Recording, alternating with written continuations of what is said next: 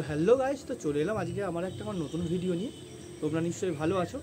তো আজকে আমি কথা বলবো কেদারনাথ নিয়ে, কীভাবে সবথেকে কম খরচায় 1000-5 টাকার মধ্যে তোমরা কেদারনাথ মন্দির যাবে এবং আবার বাড়ি ফিরে আসবে, সেই প্ল্যানিং নিয়ে আজকে কথা বলবো। এবং যারা স্লো ট্রাভেলার আছে, একা একা ঘুরতে ভালোবাসো, তারা কীভাবে পয়সা বাঁচিয়ে ঘুরতে পারবে কেদারনাথ, তো সেই সব বিষয় নিয়ে কথা বলবো। তো চলো ভিডিওটা স্কিপ না করে তোমরা কিন্তু পুরো ভিডিওটা দেখতে থাকো। আশা করি তোমাদের ভালো লাগবে। যারা নতুনভাবে কেদারনাথ প্ল্যান করছো বা বন্ধুবান্ধব নিয়ে যেতে চাইছো, এখন কেদারনাথের বাজেট যাচ্ছে প্রায় 18 থেকে 20,000 টাকা। দেখবে অনেকে অ্যাড দিচ্ছে। তো সেই সব জায়গায় পা না দিয়ে তোমরা নিশ্চিন্তে নির্দ্বিধায় একা একা ঘুরে আসতে পারবে আমার এই প্ল্যানিং দেখে। তো অবশ্যই তোমরা পুরো ভিডিওটা দেখো। এবং যারা প্রথমবারের জন্য দেখছো, আমার ফেসবুক থেকে দেখলে আমার পেজটাকে তোমরা ফলো করে নাও, আর ইউটিউব থেকে দেখলে আমার চ্যানেলটাকে তোমরা সাবস্ক্রাইব করে নাও এবং 5 টাকা বেল আইকনটা ক্লিক করে নাও লেটেস্ট ভিডিও সবার প্রথম পাওয়ার জন্য।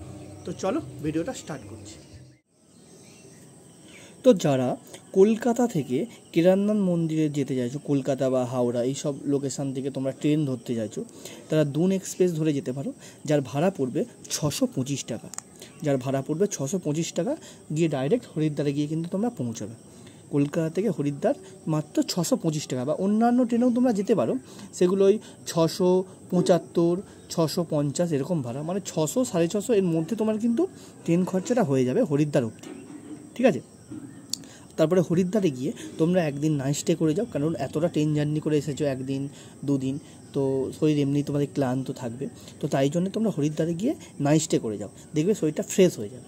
তো হরিদ্বারে গিয়ে তোমরা যে নাইট স্টে করো, তোমরা ওখানে অনেক গুরুদ্বারা আছে, তো ওখানে হচ্ছে 400-500 টাকা করে এরকম ভাড়া নেয়। তো ওখানে তোমরা নাইট স্টে করে যেতে পারো, ওখানে থাকবে। আর খাওয়া দাওয়া যদি করো, দেখবে হরিদ্বারে দেখবে যে অনেক দাদা বৌদির হোটেল আছে, যেখানে দেখবে 50, 60, 70 এর মধ্যে আর কি, ওই আনলিমিটেড খাওয়া দাওয়া, প্লাস নিরামিষ খাওয়া দাওয়া অবশ্যই। তো তোমরা ওখানে কিন্তু খাওয়া দাওয়া করে নিতে পারো, তাহলে দেখবে তোমার কষ্টটা অনেক কমে যাবে। ঠিক আছে। এবং হরিদ্বারে দিয়ে গেলে একটা সুবিধা, দেরাদুন দিয়ে তোমরা যাবে না, কেদারনাথ গেলে হরিদ্বার দিয়ে গেলে সুবিধা হচ্ছে, হরিদ্বারে গিয়ে তোমরা ওই সন্ধ্যা আরতি দেখতে পারবে। এবং হরিদ্বারটা খুব সুন্দর জায়গা, তোমরা ঘুরলে তোমাদের বেশ ভালো লাগবে। সন্ধ্যের দিকটা ওখানে বেশ ভালো লাগবে, তোমার পাশ দিয়ে নদী বয়ে গেছে, নদীর বিশাল স্রোত। ঠিক আছে, বেশ ভালো লাগবে ওখানে যদি তোমরা সন্ধ্যেটা কাটাও, ভালো লাগবে। তো পরের দিন সকাল সকাল পুরোপুরিভাবে ফ্রেশ হয়ে তোমরা সোনপ্রয়াগের উদ্দেশ্যে রওনা দিয়ে দাও। 297 কিলোমিটার রাস্তা, তোমার সময় লাগবে 10 থেকে 12 ঘন্টার মধ্যে। ওটা রোডের ওপর পাহাড়ি রাস্তা, তো ওটা রাস্তার ওপর ভ্যারি করে। তো 10 থেকে 12 ঘন্টার মতো তোমার সময় লাগবে। আর তোমার মোটামুটি নর্মাল ট্রান্সপোর্ট যদি তোমরা বেছে নাও, সরকারি বাসে করে তোমরা যদি যাও, তোমার 500 টাকার মধ্যে তোমার বাস ভাড়া হয়ে যাবে, 500-600 টাকার মধ্যে। এবং তোমরা যদি ওই অনলাইনে বুক করো, রেড বাস আর যে সব সাইটগুলো আছে, অনলাইনে তোমরা বুক করো, ওই 1000 টাকার মতো কিন্তু সেখানে ভাড়া। তো তোমরা গিয়ে, আমি তোমাদের বলবো, ওখানে সকাল সকাল গিয়ে লাইন দিয়ে দাও। সকাল ভোর 5টা থেকে সকাল 9টার মধ্যে বাস ছাড়া কমপ্লিট কিন্তু। আবার পরের দিন সকাল ভোর 5টা থেকে সকাল 9টা, কিন্তু ওর পরে কিন্তু তোমরা গেলে কিন্তু কোনো রকম বাস পাবে না, সেটা কিন্তু মাথায় রাখবে তোমরা যদি বাসে করে যেতে চাও। ঠিক আছে।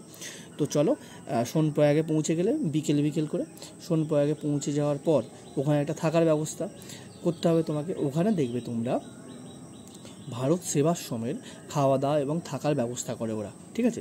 বা তুমি যদি একজন স্লো ট্রাভেলার হও, একটা ট্রেন যদি ক্যারি করে নিতে পারো, ওনাদেরকে বলে ওনাদেরই আশেপাশে ট্রেনটা খাটিয়ে তোমরা কিন্তু থেকে যেতে পারবে। কারণ কেন বলছি, ওখানে একটা বাথরুমের ব্যবস্থা, ওদের বাথরুমগুলো খুব সুন্দর পরিষ্কার পরিচ্ছন্ন।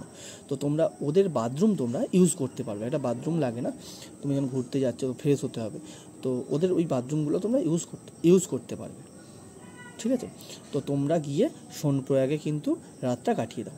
পরের দিন সকালবেলা, মানে ভোরবেলা, আর্লি মর্নিং, ওই 3টে-4টের মধ্যে তোমরা বেরিয়ে পড়ো একদম ফ্রেশ হয়ে। ওখান থেকে তোমাদের যেতে হবে গৌরীকুণ্ড হচ্ছে 4-5 কিলোমিটার রাস্তা। ঠিক আছে। তো তোমাদের ওই বুলেরো, পাহাড়ে যে গাড়িগুলো চলে, বুলেরো, মহেন্দ্রার যে গাড়িগুলো চলে, তো ওইরকম ধরনের গাড়ি গৌরীকুণ্ডে নিয়ে যাচ্ছে, যার ভাড়া হচ্ছে 40 থেকে 50 টাকা। ঠিক আছে। তো তোমরা ওই গাড়িগুলো ধরে তোমরা পৌঁছে যাও গৌরীকুণ্ডে। এবং গৌরীকুণ্ডে দেখবে যে গরম জলের একটা ওই উষ্ণ প্রশমন যেটাকে বলে, তো ওখানে তোমরা স্নান করে নিতে পারো। ওখানে নাকি স্নান করলে অনেক রকম রোগ মানুষের চলে যায়। তো ওখানে তোমরা স্নান করে একদম শুদ্ধ হয়ে কেদারনাথের উদ্দেশ্যে রওনা দিও, দেখবে বেশ ভালো লাগবে। তো ওখানে সকাল সকাল স্নান সেরে নাও গরম জলেতে, সেরে একদম বোম ভোলে বলে বেরিয়ে পড়ো। তো ওখান থেকে কেদারনাথ প্রায় তোমার ওখানে ওরা রাস্তা বলে 17 না 18 কিলোমিটার, কিন্তু আরও বেশি রাস্তা, প্রায় তোমার 22-24, নতুন রাস্তাটা অনেকটাই বেশি, ঠিক আছে, 24-25 কিলোমিটারের মতো রাস্তা। পুরাতন রাস্তাটা তো ভেঙে গেছে, তো নতুন রাস্তাটা হচ্ছে 24-25 কিলোমিটারের মতো রাস্তা। তো তোমরা ওই রাস্তা দিয়ে একদম সকাল থেকে হাঁটা স্টার্ট করে দাও, ভোর থেকে, সকাল থেকে। তো একদম সন্ধ্যের মুখে গিয়ে তোমরা পৌঁছে যাবে কেদারনাথ মন্দিরের সামনে। গিয়ে ওখানে একটা তোমরা টেন্ট দেখে নাও, মানে অনেক রকম টেন্ট আছে, অনেক রকম ভাড়া, তো মোটামুটি 500-600 টাকার মধ্যে তোমরা টেন্ট ভাড়া পেয়ে যাবে।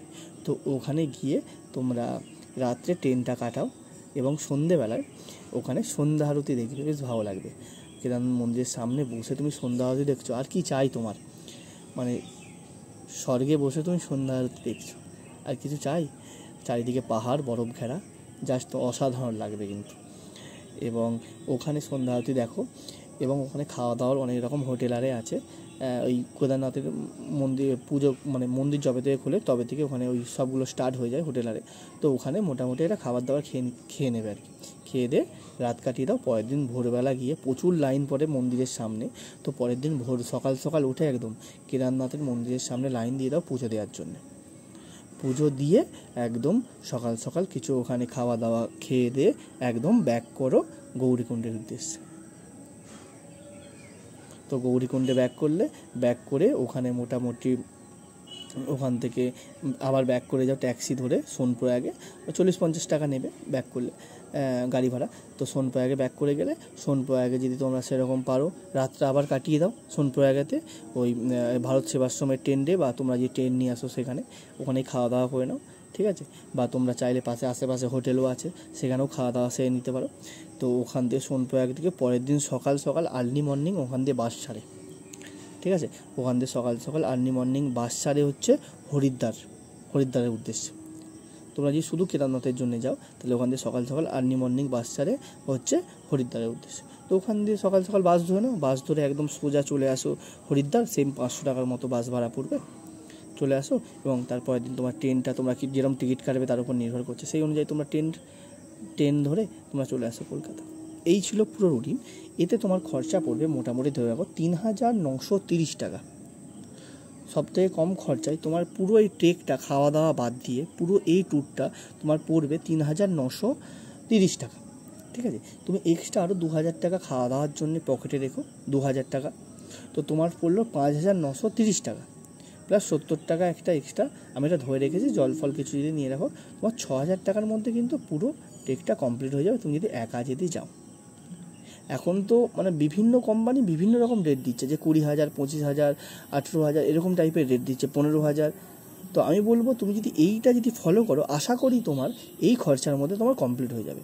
এবং মাস্ট কী বাড়ি থেকে তোমরা নিয়ে যাবে, দেখো বুট তোমরা কিন্তু বাড়ি থেকে ক্যারি করবে, একটা বুট পায়ে লাগবে, আর 2 জোড়া মোজা ক্যারি করবে, কারণ ওইদিকে কখন কি তুষারপাত হয়, কখন কি বৃষ্টি হয় কেউ জানে না।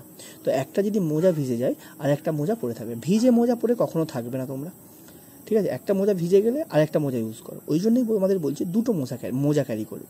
এবং বাড়ি থেকে যখন যাবে 2টো জলের বোতল ক্যারি করবে, কারণ ওইদিকে জলের সমস্যা একটু থাকে, যেখানেই তোমরা কল দেখতে পাবে জলটা ভরে রেখে দেবে, কারণ জল তোমার লাগবে, কিছু খাও না খাও, ঠিক আছে। আর একটা জিওলিন রেখে দেবে, যেহেতু পাহাড়ি জল, কি আছে না আছে জলে কেউ জানে না, তো একটু জিওলিন মিশিয়ে জলটা ফিল্টার হয়ে যাবে, ওই জলটা তোমরা ইউজ করবে, ঠিক আছে। আর একটা স্যানিটাইজার রাখবে, কারণ কোথায় কি বসছো, হাত ফাত দিচ্ছ, কোনো ঠিক ঠিকানা থাকে না, আবার খাওয়া দাওয়া করছো, তো তাই জন্য স্যানিটাইজারটা মাস্ট। তো তোমরা একটা কিন্তু স্যানিটাইজারও তোমরা রাখবে, হ্যাঁ। তো স্যানিটাইজার হাতে ঘষে তোমরা খাওয়া দাওয়া করতে পারবে, কোনো রকম প্রবলেম হবে না।